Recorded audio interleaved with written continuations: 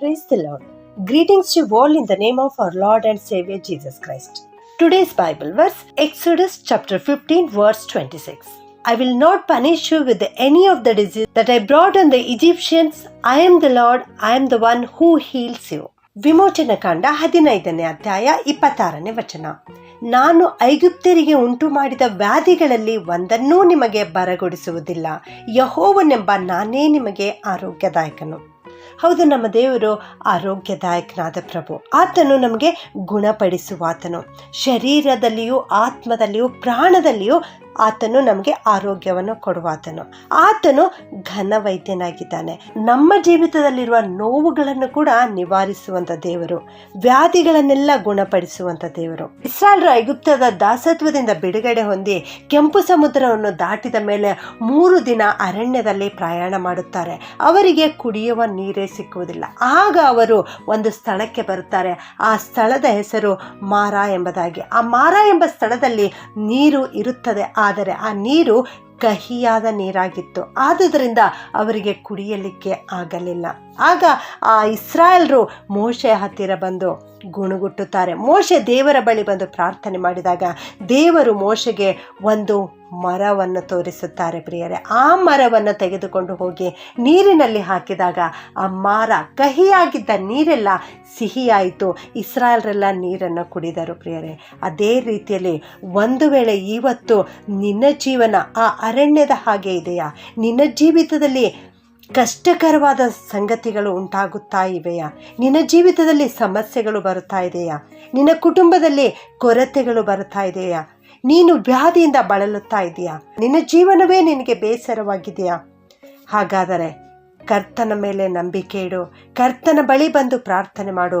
ಅಂದು ಮಾರಾವನ್ನು ಮಧುರ ಮಾಡಿದ ದೇವರು ನಿನ್ನ ಜೀವಿತದಲ್ಲಿಯೂ ಕೂಡ ಬರುವಂತಹ ಆ ಕಹಿಯಾದ ಅನುಭವಗಳನ್ನು ಮಾರ್ಪಡಿಸಲಿಕ್ಕೆ ಯೇಸು ಸ್ವಾಮಿ 2000 ವರ್ಷಗಳ ಹಿಂದೆಯೇ ಶಿಲುಬೆಯ ಮರಣವನ್ನು ಅನುಭವಿಸಿದ್ದಾರೆ. ಅದೇ ಕಲ್ವಾರಿಯ ಶಿಲುಬೆಯ ಮರ ಪ್ರಿಯರೇ. ಆ ಶಿಲುಬೆಯ ಮರದಲ್ಲಿ ತೂಗಾಡಿರ್ತಕ್ಕಂಥ ಯೇಸು ಸ್ವಾಮಿ ನಿನ್ನ ಸಮಸ್ಯೆಗಳಿಗೆ ಪರಿಹಾರಕನಾಗಿ ಇಂದು ನಿನ್ನ ಜೀವಿತದಲ್ಲಿ ಬರುತ್ತಾರೆ. ನಿನ್ನ ಜೀವಿತದಲ್ಲಿ ಅದ್ಭುತವನ್ನು ಕಾಣುತ್ತಿ. ದೇವರು ನಿನ್ನ ಪಾಪಗಳನ್ನು ಮನ್ನಿಸುತ್ತಾರೆ, ಶಾಪದಿಂದ ಬಿಡಿಸುತ್ತಾರೆ, ವ್ಯಾಧಿಯಿಂದ ನಿನಗೆ ಗುಣಪಡಿಸುತ್ತಾರೆ, ಕಹಿಯಾದ ನಿನ್ನ ಜೀವಿತವನ್ನು ಮಧುರವಾಗಿ ಮಾಡುತ್ತಾರೆ. ವಿಮೋಚನ ಕಾಂಡ 23-25 ಪ್ರಕಾರ ನೀನು ನಿನ್ನ ದೇವರಾದ ಯೆಹೋವನೊಬ್ಬನನ್ನೇ ಆರಾಧಿಸು, ಆಗ ದೇವರು ನಿನ್ನ ವ್ಯಾಧಿಗಳೆಲ್ಲವನ್ನ ನೀಗಿಸುತ್ತಾರೆ. ಕೀರ್ತನೆ 103 ವಚನದಲ್ಲಿ ದೇವರ ವಾಕ್ಯ ಈ ರೀತಿ ತಿಳಿಸಲ್ಪಡುತ್ತದೆ, ಸಮಸ್ತ ರೋಗಗಳನ್ನು ವಾಸಿ ಮಾಡುತ್ತಾನೆ ಎಂಬುದಾಗಿ. ಹೌದು, ಯಾವ ರೋಗ ಎಂದು ನಿನ್ನನ್ನು ಕಾಡುತ್ತಾ ಇರುವುದಾದರೂ ಕೂಡ ದೇವರು ಅವುಗಳನ್ನು ಗುಣಪಡಿಸಲಿಕ್ಕೆ ಶಕ್ತನಾಗಿದ್ದಾರೆ. ದೇವರು ವೈದ್ಯರಿಗೆ ಘನ ವೈದ್ಯರಾಗಿದ್ದಾರೆ. ಪರಮ ವೈದ್ಯರು ನಮ್ಮ ದೇವರಾಗಿದ್ದಾರೆ. ಆತನು ಖಂಡಿತವಾಗಿಯೂ ನಿನ್ನನ್ನು ಗುಣಪಡಿಸುತ್ತಾರೆ. ಕೀರ್ತನೆ 147 ವಚನದಲ್ಲಿಯೂ ಕೂಡ ದೇವರ ವಾಕ್ಯ ಈ ರೀತಿ ತಿಳಿಸಲ್ಪಡುತ್ತದೆ, ಮುರಿದ ಮನಸ್ಸುಳ್ಳವರನ್ನು ವಾಸಿ ಮಾಡುತ್ತಾನೆ ಎಂಬುದಾಗಿ. ಹೌದು, ಇತ್ತೀಚಿನ ದಿನಗಳಲ್ಲಿ ಅನೇಕ ಜನರು ಮುರಿದ ಮನಸ್ಸುಳ್ಳವರಾಗಿದ್ದಾರೆ. ಅನೇಕ ಯೌವನಸ್ಥ ಮಕ್ಕಳು ಮುರಿದ ಮನಸ್ಸುಳ್ಳವರಾಗಿ ಡಿಪ್ರೆಷನ್ಗೆ ಒಳಗಾಗಿ ಖಿನ್ನರಾಗಿ ಜೀವಿಸ್ತಾ ಇದ್ದಾರೆ.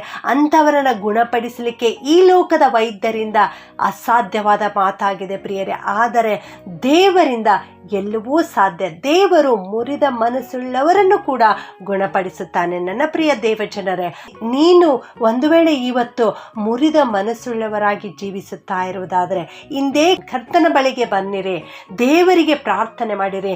ನಿನಗಾಗಿಯೇ ಶಿಲ್ಬೆ ಮೇಲೆ ಆತನು ಪ್ರಾಣವನ್ನು ಅರ್ಪಿಸಿದ್ದಾರೆ.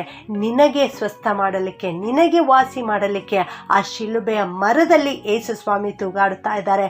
ಆತನನ್ನು ಒಂದು ಸಾರಿ ದೃಷ್ಟಿಸಿ ನೋಡು, ಆತನ ಪಾದದ ಬಳಿ ಬಂದು ಪ್ರಾರ್ಥನೆ ಮಾಡು. ಖಂಡಿತವಾಗಿಯೂ ಇಂದೇ ನೀನು ಗುಣ ಹೊಂದುತ್ತಿ. ಪ್ರಾರ್ಥನೆ ಮಾಡಿಕೊಳ್ಳೋಣ. ಭೂಪರಲೋಕಗಳ ಒಡೆಯನಾಗಿರುವ ನಮ್ಮ ಪರಲೋಕದ ತಂದೆಯೇ, ನಿಮಗೆ ಸ್ತೋತ್ರಪ್ಪ. ಯೆಹೋವ ರಾಫ ದೇವರೇ, ನಿನಗೆ ಸ್ತೋತ್ರಪ್ಪ. ನೀನು ನಮಗೆ ಆರೋಗ್ಯದಾಯಕನಾಗಿದ್ದಿ ತಂದೆ, ಅದಕ್ಕಾಗಿ ಸ್ತೋತ್ರ ಸ್ವಾಮಿ. ನಮ್ಮೆಲ್ಲ ಪಾಪವನ್ನು, ರೋಗವನ್ನು, ಶಾಪವನ್ನು ನೀನು ಶಿಲುಬೆ ಮೇಲೆ ಹೊತ್ತುಕೊಂಡಿದ್ದಿ ದೇವರೇ, ನಿನಗೆ ಸ್ತೋತ್ರ. ಅಂದು ಮಾರಾವನ್ನು ಮಧುರವಾಗಿ ಮಾಡಿದ ದೇವರು ನಮ್ಮ ದೇವರಾಗಿದ್ದಿ ತಂದೆಯೇ, ನಿನಗೆ ಸ್ತೋತ್ರ. ಈ ವಾಕ್ಯ ಕೇಳಿಸಿಕೊಳ್ಳುತ್ತಿರೋ ಪ್ರತಿಯೊಬ್ಬೊಬ್ಬರನ್ನ ಆಶೀರ್ವಾದ ಮಾಡು ಸ್ವಾಮಿ. ಇವರಲ್ಲಿ ಅನೇಕರು ಮಾರಾದ ಅನುಭವವನ್ನು ಅನುಭವಿಸ್ತಾ ಇದ್ದಾರೆ ಕರ್ತನೆ. ಇವರ ಜೀವಿತವೆಲ್ಲ ಕಹಿಯಾಗಿದೆ ಸ್ವಾಮಿ. ಇವರು ಅನೇಕ ಸಮಸ್ಯೆಗಳಿಂದ ಬಳಲುತ್ತಾ ಇದ್ದಾರೆ ಕರ್ತನೆ. ಇವರನ್ನು ಆಶೀರ್ವಾದ ಮಾಡಪ್ಪ. ಇವರನ್ನು ಗುಣಪಡಿಸಿ, ಇವರ ಸಮಸ್ಯೆಗಳನ್ನು ಹೋಗಲಾಡಿಸಿ, ಇವರ ಜೀವಿತವು ಮಧುರವಾಗಲಿಕ್ಕೆ ಕೃಪೆ ಮಾಡಬೇಕಾಗಿ ಯೇಸುವಿನ ನಾಮದಲ್ಲಿ ಬೇಡುತ್ತೇನೆ ತಂದೆಯೇ, ಆಮೆನ್.